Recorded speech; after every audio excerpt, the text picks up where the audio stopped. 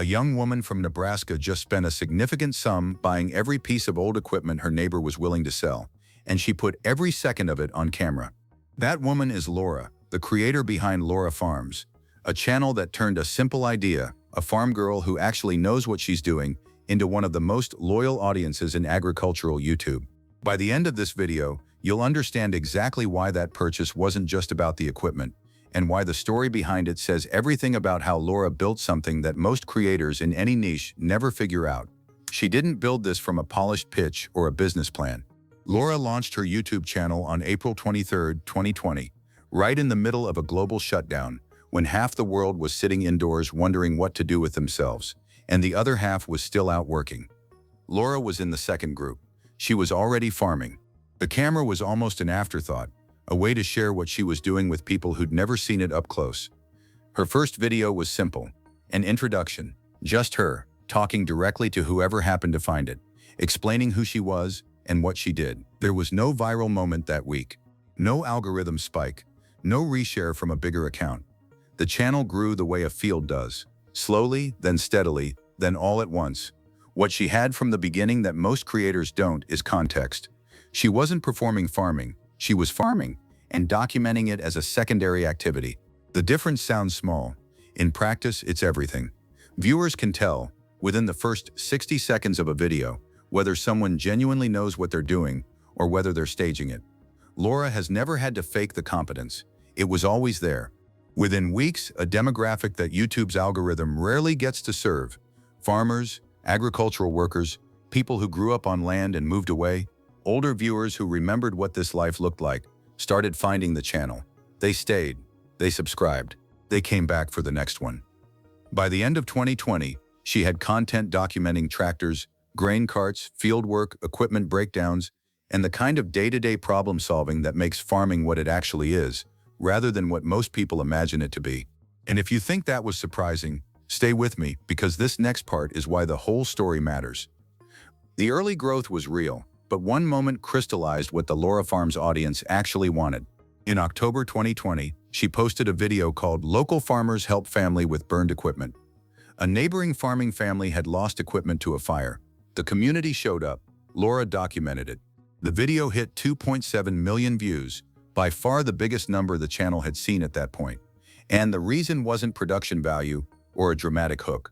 It was the fact that the story was real, the people in it were real, and the outcome was the kind of thing that reminds viewers why communities built around working land operate differently than most. That video changed what Laura understood about her audience. They weren't there purely for machinery tutorials or harvest footage. They were there because the channel was a window into a world that operated by different values, where neighbors show up, where equipment is treated like an investment that spans generations, and where the land itself is the through line of every decision. She kept making videos. She didn't pivot.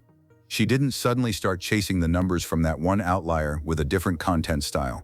She kept filming what she knew and let the audience grow around what she was already doing. Then came a different kind of video. If you can start it, you can have it. Published in early 2022, she points at a piece of old equipment that hasn't run in a long time and essentially issues a challenge. The video pulled 3 million views. The comment section lit up.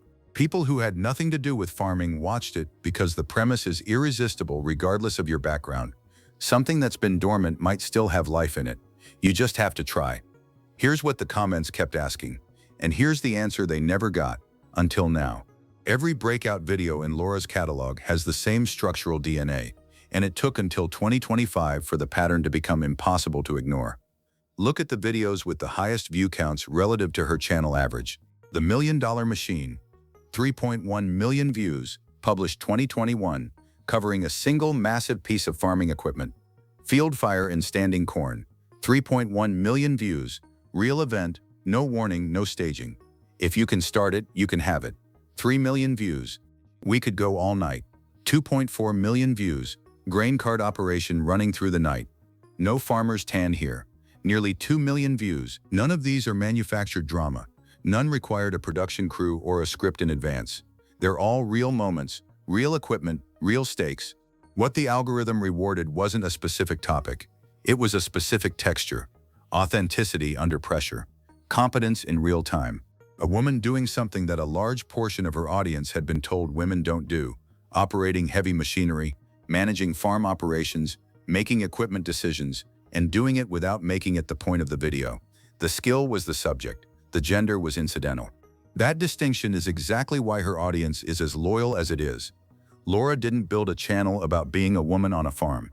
She built a channel about farming and let the audience notice the rest on their own. Her 2023 video, Where Does Laura Farms Work?, pulled nearly 770,000 views. It was one of the most asked questions in her comment section. And the answer? She works at Sunnyside Farms in Nebraska, landed with the weight of something the audience had earned by following along. Most people who know this story stop here, but the real story starts right now. In January 2025, Laura published a video that outperformed almost everything else on her channel. The title was History's Biggest Wealth Transfer Forced Us to Buy Farmland. It hit 2.7 million views. The breakout score, which measures how far a video exceeds a channel's normal performance, was one of the highest on record for the channel. The subject wasn't a piece of equipment, it wasn't a harvest, it was land. Specifically, it was the argument that an enormous generational transfer of agricultural land is underway in the United States, one driven by the aging of the farming population, and that this moment is either an opportunity or a crisis, depending entirely on who you are and what resources you have access to. The video framed something that people in agriculture already understood, but had rarely seen stated so directly on a platform like YouTube. Farmland is changing hands at a scale and a pace that's unprecedented in recent American history. The families who've worked specific parcels for generations don't always have heirs who want to continue. Equipment gets sold, operations get consolidated, neighbors retire, and the question of what happens next to everything they built becomes pressing. That video wasn't just popular. It was a thesis statement, and 5 months later, Laura acted on it. And that's when the decision was made, the one nobody around her saw coming. On June 3, 2025, Laura posted a video titled, Buying Out All My Neighbor's Old Farm Equipment. It ran for just under 32 minutes. It pulled over 924,000 views. The breakout score was 2.0, twice the channel's normal performance. And the comment section was full of people who understood exactly what they were watching, even if they'd never farmed a day in their lives. A neighboring operation was moving on. Equipment that had worked specific fields for years, the kind of machinery that carries history in its scratches and its hours, was available. Laura bought it, all of it. The video documents the process. Looking at the machines, assessing what they're worth, understanding what shape they're in after years of real use. It's not a treasure hunt framed as entertainment. It's a business decision being made in real time, with a camera rolling, by someone who has spent 5 years demonstrating she knows the difference between equipment that has useful life left and equipment that's simply old. What made the video land wasn't the quantity of what she bought, it was the why. She explains it, clearly, without dressing it up. When neighboring operations wind down, what they leave behind doesn't disappear. It gets absorbed by the farms that are still running, by the people who understand what a machine's actual condition is, rather than what a seller's description says. Laura bought those machines because she knew what she was looking at, because she had the context to assess them accurately, and because the alternative was letting equipment with useful life in it go somewhere it would be undervalued. What happened next is the reason this story spread across the internet. 7 months later, in January 2026, Laura posted a video that crystallized the entire arc of what the channel had become. Exploring Abandoned Farm, Will Cheap Tractor Start? Published January 16, 2026. Running time, 1 hour and 22 minutes. Views, 1.37 million. Breakout score, 2.28. The premise is exactly what the title describes. An abandoned farm, old equipment, the question of whether something written off still has life in it. But within that premise is everything the channel had been building towards since 2020. The abandoned farm isn't a Halloween attraction. It's a real property that used to be a working operation. The equipment in it represents real investment by real people. And the question of whether a tractor starts isn't a stunt.